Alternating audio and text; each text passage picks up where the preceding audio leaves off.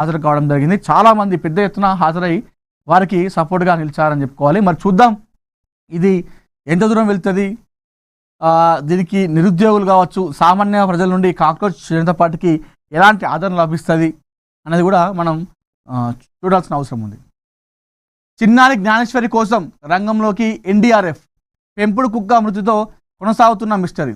400 మంది సిబ్బంది డ్రోన్లతో అటవీ ప్రాంతంలో గాలిబ్ అని చెప్పేసి మనం ఇక్కడ వార్త చూసుకోవచ్చు. ఏదైతే చిన్నారి జాహ్నవి పట్ల ప్రస్తుతం 2 తెలుగు రాష్ట్రాల ప్రజలందరూ కూడా ఎదురు చూస్తున్నారు క్షేమంగా రావాలని చెప్పేసి.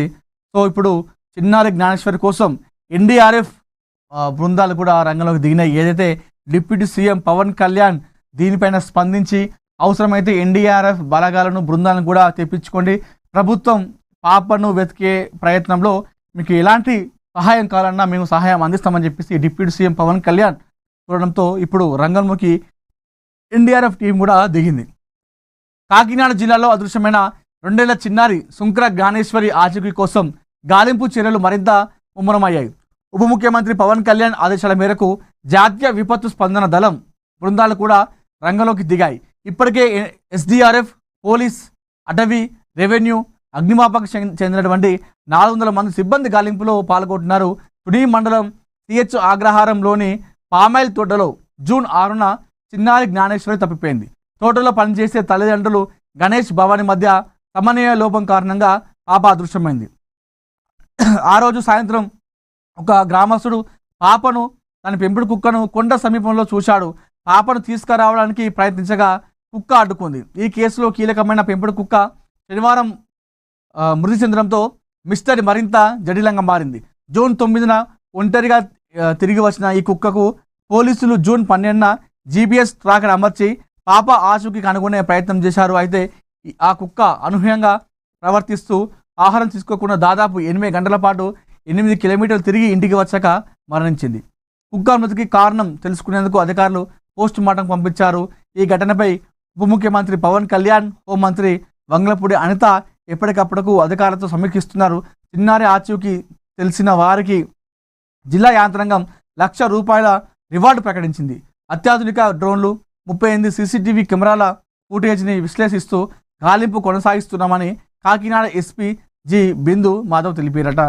సో ప్రస్తుతం చిన్నారి కోసం వెతుకులాట అయితే ముమ్మరం చేయడం జరిగింది. ఇప్పటికే పోలీస్, అటవీ శాఖ, ఎస్డీఆర్ఎఫ్, అగ్నిమాపకతో పాటు ఈరోజు ఎన్డీఆర్ఎఫ్ బృందాలు కూడా దిగుతూ ఉన్నాయి. 400 మంది సిబ్బంది పనిచేస్తూ ఉన్నారు. అక్కడ పాప కోసం క్షేమంగా రావాలని చెప్పేసి తిరుగుతూ ఉన్నారు. పవన్ కళ్యాణ్ ఇప్పుడు ఆ ఎన్డీఆర్ఎఫ్ టీంని కూడా పంపిస్తూ ఉన్నారు. ఇలాంటి నేపథ్యంలో చాలామంది ఒక్కొక్కరు ఒక్కొక్క రకంగా కథనాలు చెప్తా ఉన్నారు. అయితే ఈరోజు అమావాస్య అని చెప్పేసి, దాంతో పాటుగా క్షుద్ర పూజలు అని చెప్పేసి, దొరికితే ఈరోజు దొరకాలి పాప, ఈ పాప దొరకడానికి ఇదే లాస్ట్ చివరి రోజు, ఈరోజు దొరకకపోతే మళ్ళీ దొరకదు అని చెప్పేసి మరికొంతమంది జ్యోతిష్యులు, పండితులు అక్కడక్కడ చెప్తా ఉన్నారు.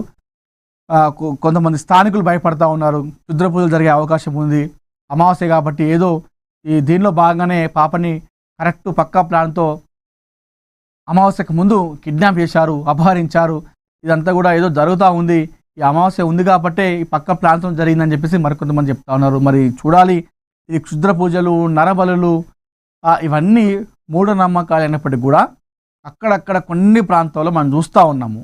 మరి అది సినిమాలు చూపించినట్టుగా ఆ చేతబడి లాంటివి, ఈ బ్లాక్ మ్యాజిక్ లాంటివి, క్షుద్ర పూజలు లాంటివి చేస్తే నిజంగానే అతి శక్తులు వస్తాయా? మరి ఎందుకు చాలామంది కూడా అక్కడక్కడ మనం చూస్తూ ఉన్నాం. అక్కడక్కడ కొన్ని ప్రాంతాల్లో నైట్ వరకు బాగానే ఉంటుంది, మార్నింగ్ వెళ్ళేసరికి అక్కడ ముగ్గులేసి పసుపు, కుంకుమ, నిమ్మకాయలు పెట్టి అక్కడ చేయడము, ఈ 3 బజార్ల దగ్గర దింపిపోయడము, ఇవన్నీ కూడా చేస్తూ ఉంటారు. మరి ఇవన్నీ కూడా ఎందుకు చేస్తారు? నిజంగానే క్షుద్ర పూజలు చేస్తే సినిమాలు చూపించినట్టుగా అతిథి శక్తులు వస్తాయా? ఎందుకు వీళ్ళందరూ కూడా ఇలాంటి కార్యక్రమాలు చేస్తూ ఉన్నారు? ఇంకా జనాలకి ఎలాంటి అవగాహన కల్పించాల్సిన అవసరం ఉంది అధికారులు, ప్రజలు, ప్రభుత్వాలు అనేది కూడా మనం చూసుకోవాలి. నమ్మద్దు, ఇవి నిజాలు కావు. క్షుద్ర పూజలు చేస్తే సినిమాల్లాగా శక్తులు రావడము, ఇది మొత్తం ట్రాష్, ఫేక్, అది ఏముండదు. కానీ జనాలు అక్కడక్కడ భయపడుతుంటారు. కొంతమంది జనాలు ఈ క్షుద్ర పూజలు కూడా చేస్తూ ఉంటారు. అక్కడక్కడ మనం చూస్తూ ఉంటాం, నిమ్మకాయలు కనిపిస్తూ ఉంటాయి, ఈ కుంకుమ, పసుపు ఇవన్నీ కూడా కనిపిస్తూ ఉంటాయి. వాళ్ళు ఎందుకు చేస్తారో అర్థం కాదు.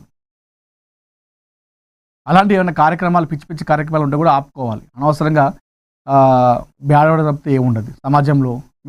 మీకంటూ సమాజంలో ఒక చెడ్డ పేరు వస్తుంది. మనం చూసిన గతంలో కూడా క్షుద్ర పూజల చేస్తుందని చెప్పేసి నియమంతో కొంతమందిని చంపడం కూడా చూసినాం గతంలో.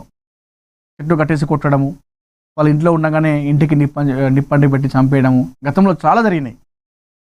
ఇవన్నీ కూడా నమ్మద్దు. అయితే ఈ పాప విషయంలో ప్రస్తుతం ఇవే వైరల్ అవుతూ ఉన్నాయి. అమావాస్య ఈరోజు క్షుద్ర పూజలు జరుగుతాయి, ఖచ్చితంగా ఏదో ఉంది, ప్లాన్ ఉంది, దానిలో భాగంగానే పాపని కిడ్నాప్ చేసారు. ఈరోజు అమావాస్య, ఈరోజు దొరకకపోతే మళ్ళీ పాప దొరకదు అని చెప్పేసి కొంతమంది చెప్తా ఉన్నారు. ఇవన్నీ మనం నమ్మద్దు. మన కేవలం పోలీస్, అటవీ శాఖ, అగ్నిమాపక శాఖ, ఎస్డిఆర్ఎఫ్, ఈరోజు ఎన్డీఆర్ఎఫ్, వీళ్ళు ఎవరైతే ఉన్నారో వీ టీం నుండి అధికారికంగా ఏది అనౌన్స్మెంట్ వస్తే అదే నిజం. అది కాకుండా వేరే ఏది కూడా నమ్మద్దు. పాప విషయంలో ఇలాంటి వార్తలు కూడా ప్రచారం చేయొద్దు. ఎందుకంటే ఆ తల్లిదండ్రులు భయపడతా ఉన్నారు.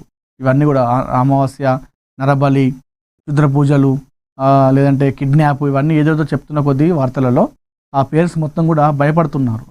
అసలు ఏం జరుగుతుంది అనేది కూడా వాళ్ళకు అర్థం కావట్లేదు. సో జాగ్రత్తగా ఏది జరిగినా సరే పాప క్షేమంగా సురక్షితంగా ఇంటికి రావాలని చెప్పేసి ముక్త ఖడ్డంతో మీరు మనందరం కూడా కోరుకుందాం. కమ్ బ్యాక్ సూన్ చిన్నారి జాహ్నవి.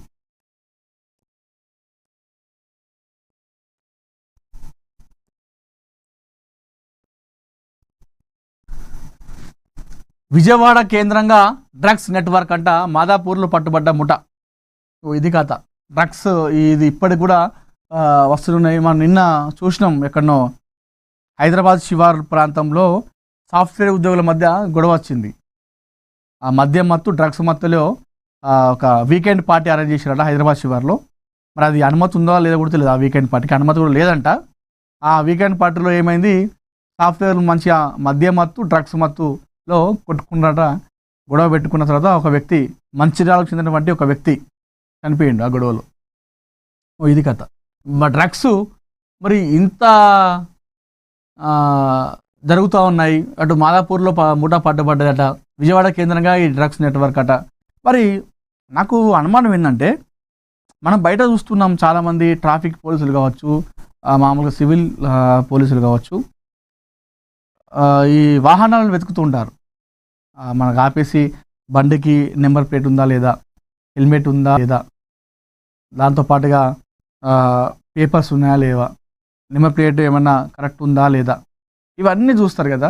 మరి ఎంతమందిని బైక్స్ని పట్టుకుంటున్నారు. అది కేవలం హెల్మెట్ లేని వాళ్ళు, బైక్కి పేపర్ లేని వాళ్ళు, ఇవే కనిపిస్తున్నాయి. కానీ మరి డ్రగ్స్ ఇంత యథేచ్ఛగా హైదరాబాద్లో డ్రగ్స్ అనేది దంద జరుగుతూ ఉంది.